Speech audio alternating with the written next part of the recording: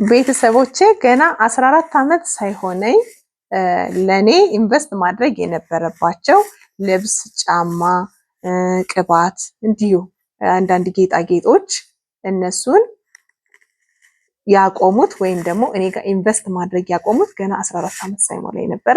ከኔና ከቪዲዮ ጋር አብራችሁ ቆዩ። ስንታየው ከበደ እባላለሁ። ለማታውቁኝ ቪዲዮዬን እንግዲህ ይሄን የዩቲዩብ ቻናል ሰብስክራይብ በማድረግ አብራችሁኝ እንድትቆዩ ቤተሰብ እንድትሆኑ እየጋበዝኳችሁ፣ ለማታውቁኝ ስንታየው ከበደ እባላለሁ። በሙያዬ መምህርት፣ ዲዛይነር እና የተለያዩ ድርጅቶች መስራች እንዲሁም ደግሞ የብዙዎቹ ማኔጀር ነኝ።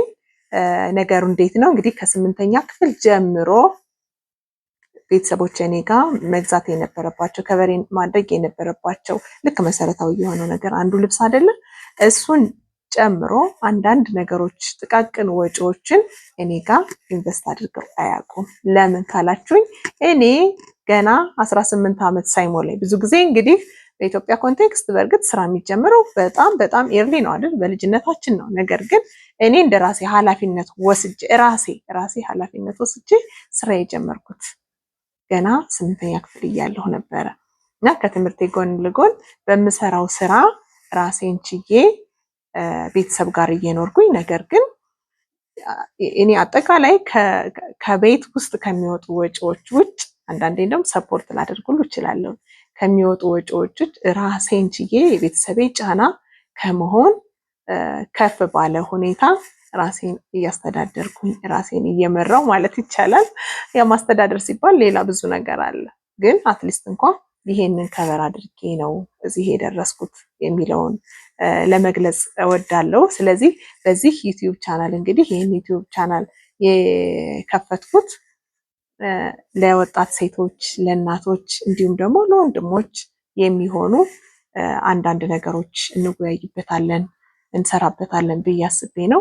በተለይም ደግሞ በዋናነት ስራና ስራ ነክ የሆኑ ነገሮች ላይ እናወራለን፣ እንነጋገራለን፣ ዲስከስ እናደርጋለን። ስለ ስራ ፈጠራ ቤት ውስጥ ሆኖም ስለሚሰራ፣ ቤት ውጭ ሆኖም ስለሚሰራ፣ አንዳንዴ ተራራ መስሎ የሚታየን ነገር በጣም ቀላል የሆነ የኔም ተሞክሮ የሚረዳ ከሆነ ድንገት የኔንም ተሞክሮ አብሬ ያቀርባለሁ። የሌሎች ጠንካራ ሴቶች ተሞክሮ የሀገር ውስጥም የሀገር ውጭም ሊሆን ይችላል። እነሱንም እያመጣን ቤት ውስጥ የምትውሉ እህቶች፣ ስራ አጣችሁ ተመርቃችሁ የተቀመጣችሁ እህቶች የምንረዳዳበት የምንደጋገፍበት የዩቲዩብ ቻናል እና ቴሌግራም ቻናል ከፍታለሁ ባልኳችሁ መሰረት ነው እንግዲህ ድጋሜ ይሄንን ከፍቼ ወደ እናንተ የመጣው። ስለዚህ እኔን አበረታቱኝ፣ ሰብስክራይብ በማድረግ ከእናንተ የሚጠበቀውን እንድታደርጉ፣ እኔም ደግሞ ለዚህ ቤት ይመጥናል የምለውን ነገር እያዘጋጀው ወደፊታችሁ ይዤ እንደምመጣ ቃል እየገባሁኝ በድጋሜ ወደ ፕላትፎርሙ ወደ ዩቲዩብ ስለመጣሁኝ እኔ በጣም ደስ ብሎኛል። እናንተ ደግሞ እንግዲህ ፍቅራችሁን ግለጹልኝ፣ ሰብስክራይብ አድርጉኝ። አመሰግናለሁ።